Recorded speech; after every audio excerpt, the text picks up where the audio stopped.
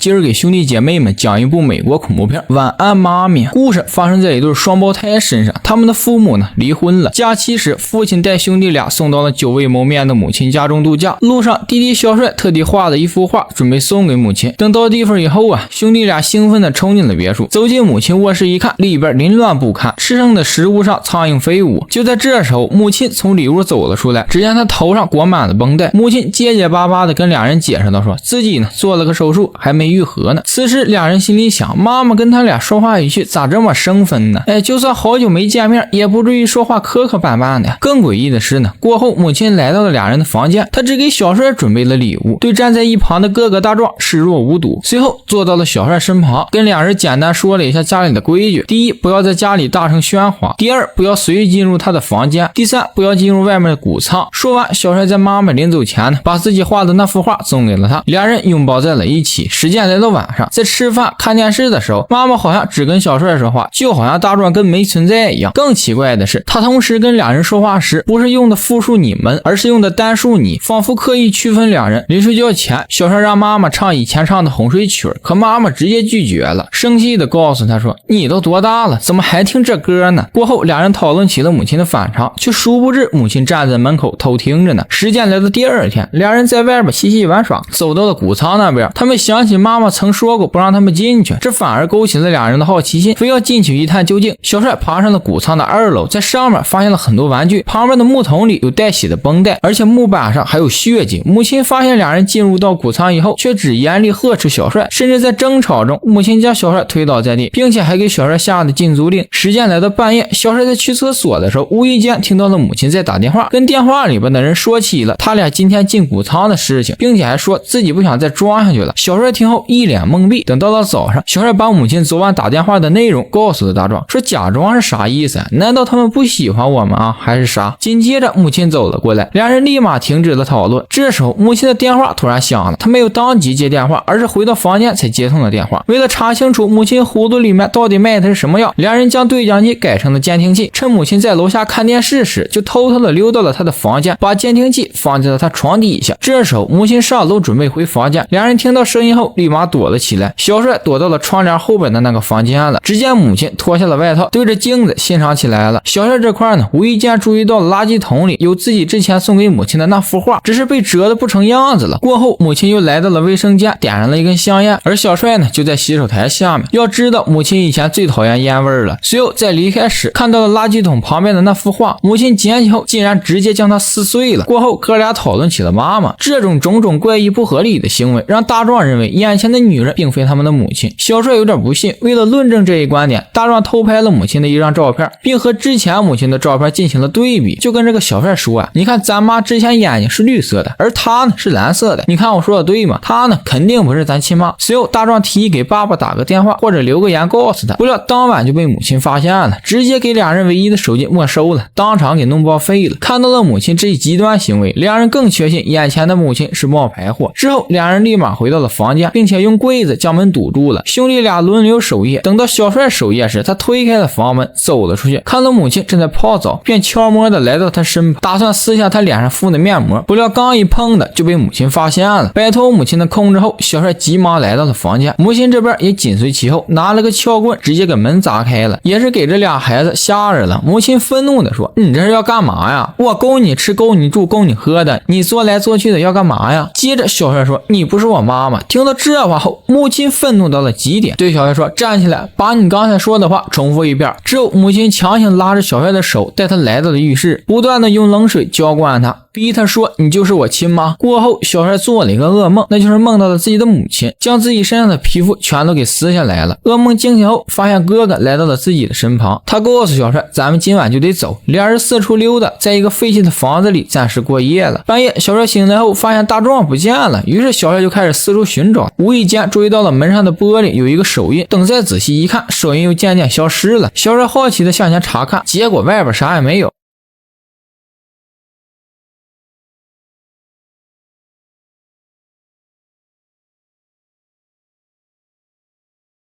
只见一个没有皮肤的人砸碎了玻璃，一点点向小帅靠近。就在他要伸手摸小帅，不过好在呢，只是一场噩梦。警察来了，俩人把自己遭遇事情的来龙去脉告诉了警察。警察听后决定带俩人离开，承诺送到他们父亲那里。中途开到一半，大壮发现了不对劲儿，你这不往母亲家开呢吗？警察之所以能找到俩人，正是母亲报的警，而母亲这块呢，已经把头上的绷带提前拆开了，也是为了让俩人相信自己就是他们的亲生母亲。之后兄弟俩趁母亲睡觉的时候，悄悄地潜入了他房间。等到第二天一早醒来，母亲发现自己被绑在了床上，小帅对他进行了审问，又是拿冰水泼又是这个那个的。然后小帅呢拿出照片质疑母亲眼睛颜色，母亲就解释的说自己戴了有色的隐形眼镜，不信呢你可以去我包里看看。之后俩人呢就开始分头寻找母亲的包了。大壮这块呢找到了这个包，跟小帅说包里面并没有隐形眼镜，很明显呢他在撒谎，不是我们的母亲。随后俩人打算收拾各自的东西离开这里，其中小帅就听到了母亲在呼喊着他。母亲向小帅道了歉，承认自己这些年的行为确实反常，已经意识到错误了并会改正。随后便让小帅呢解开自己身上的束缚。小帅拿起了剪刀，可他还是有点不相信母亲说的话，问他为什么要撕那幅画。母亲解释的说当时呢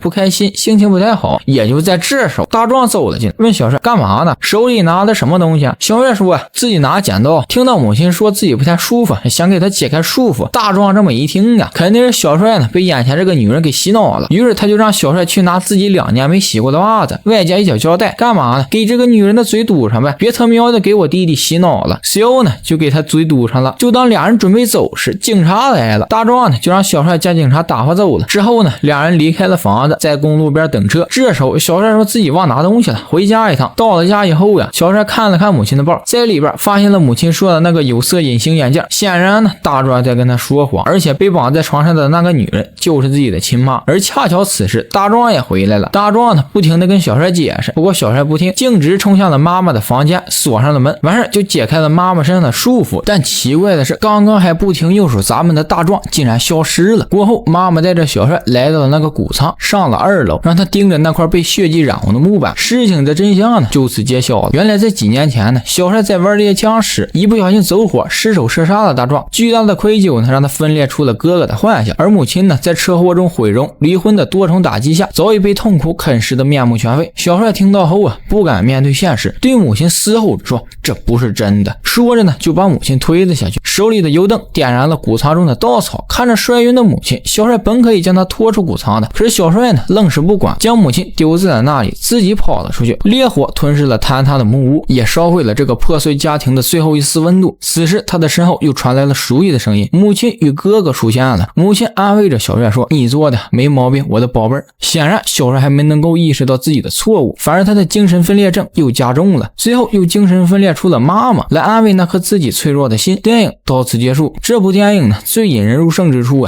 其实是在于深刻的心理学解读。当小帅因为内心创伤选择遗忘过往，便再也无法正视母亲的改变，现实与幻想难以两全，故此便会失笔。他与幻想中的大壮呢愈发沉溺于虚幻世界，坚决否认眼前之人是真正的母亲。在这个被扭曲的认知里，大壮不仅是小帅幻想出来的哥哥，更是他分裂出的另一个人格。然而潜意识却不断提醒他，这就是自己的亲生母亲。对母亲的眷恋与对幻想的依赖，恰似对真相的渴望与逃避在内心反复拉扯。这种矛盾与挣扎并未导向治愈，反而将他推向更深的深渊里了。当母亲试图以爱为纽带引导小帅直面现实时，他却在混乱与恐惧中失手将母亲推向死亡。第一次悲剧或许是出于意外，但这一次既是冲动下的误杀，更是潜意识里为守护幻觉而做出的谋杀。